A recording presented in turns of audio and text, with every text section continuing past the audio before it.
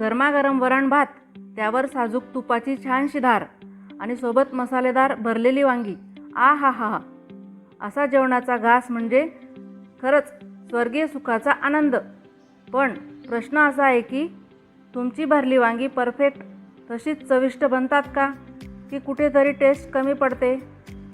आज मी तुम्हाला अशी परफेक्ट पद्धत दाखवणार आहे ज्यामुळे मसाला आतपर्यंत मुरेल, वांगी मऊ आणि रसदार होतील आणि प्रत्येक घास एकदम चविष्ट लागेल. चला तर मग पटकन सुरू करूया. हे बघा, आपल्या परसबागेतली ताजी वांगी आत्ताच तोडून घेतली आहे, एकदम फ्रेश. मी याच वांग्याची आता भरली वांग्यांची भाजी बनवते. परसबागेतून वांगे तोडून आणले मी. 7-8 वांगे निघाले. भरले वांगे करायचे म्हणून असे कापून घेतले आणि मिठाच्या पाण्यात घालून ठेवले. मसाल्यात 2 कांदे बारीक कापून ते भाजून घेतले. थोडं खोबरं किसून तेही भाजून घेतलं. 1 छोटा आल्याचा तुकडा, 4-5 लसणाच्या पाकळ्या, 1 चमचा चटणी, 1 छोटा चमचा मसाला, 1 चमचा हळद, खसखस 1 चमचा, कोथिंबीर, मीठ आणि तेल एवढं साहित्य आपल्याला लागणार आहे. आता मी हा मसाला मिक्सरवर पाणी न टाकता बारीक करून घेते. गॅसवर एक कढई ठेवलेली मी, त्यात थोडंसं तेल टाकलेलं आहे. आता हे कापलेले वांगे त्यात परतवून घेते.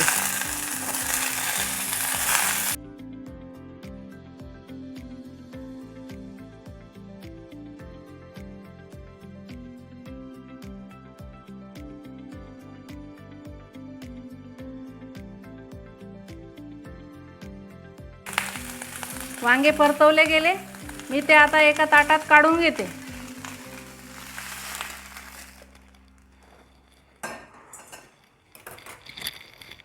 आणि त्याच कढईमध्ये थोडं तेल टाकून तो बारीक वाटलेला मसाला तो तळून घेते.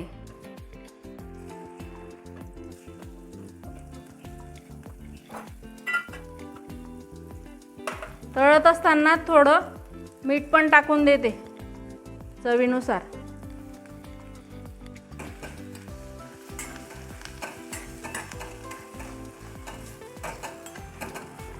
हा मसाला असा परतवून घ्यायचा म्हणजे वांग्यामध्ये भरल्यानंतर तो कच्चा लागत नाही.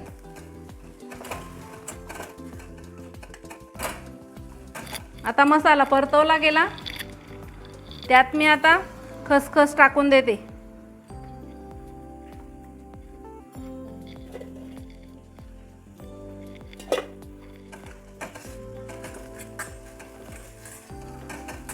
आणि गॅस बंद करून देते.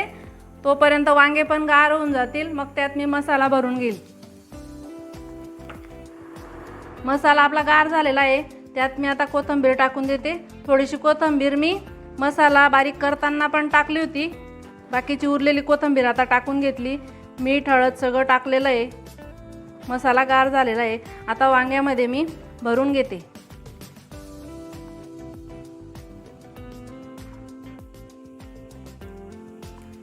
दोघं बाजूने भरून घ्यायचा मसाला.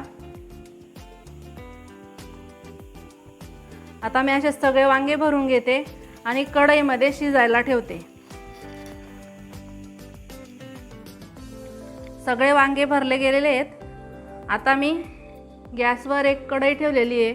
ज्या कढईमध्ये मी मसाला भाजला होता तीच कढई गॅसवर राहू दिलेली आहे. त्यात मी थोडं तेल घातलेलं आहे. आता मी हे वांगे सगळे त्यात ठेवून देते.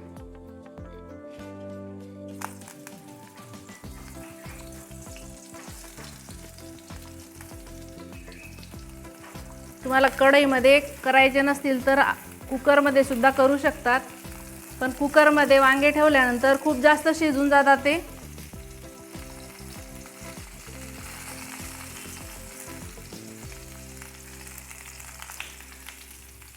वांगे सगळे ठेवले गेलेले आहेत.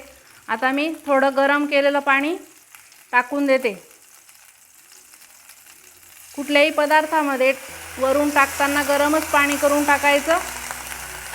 थंड पाणी टाकलं तर पदार्थ बेचव लागतो. त्यामुळे गरम केलेलं पाणीच टाकायचं. आणि आता वांग्यांमध्ये पाणी टाकलेलं आहे, हे एक झाकण ठेवून देते.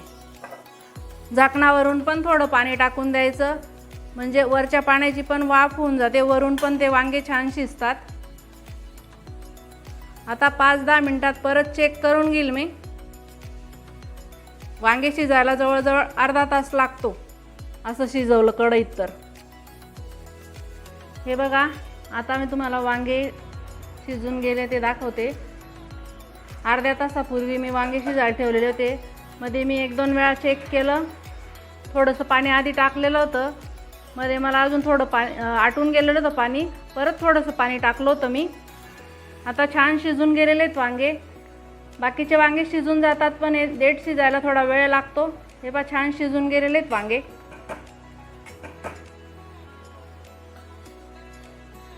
वांगे शिजून गेलेले आहेत. आता मी गॅस बंद करते. बस तयार झाली आपली गरमागरम मसालेदार भरली वांगी. आता फक्त वरण भात वाढा, त्यावर साजूक तुपाची धार घाला आणि सोबत ही वांगी. एक घास घेतलात ना तर खाताना आपण थांबणारच नाही. खरं सांगायचं तर अशा रेसिपीज बनवायला तुमचा सपोर्ट खूप महत्त्वाचा असतो. खाली लाईकच्या बाजूला जो हाईप बटन आहे तिथे एकदा क्लिक करा. तुमचा एक टॅप आम्हाला पुढचं अजून जबरदस्त कॉन्टेंट बनवायला एनर्जी देतो.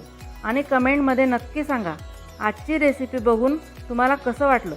चॅनलला सबस्क्राईब करा, कारण पुढचा व्हिडिओ मिस केला तर पुन्हा असा टेस्ट मिळणार नाही. धन्यवाद.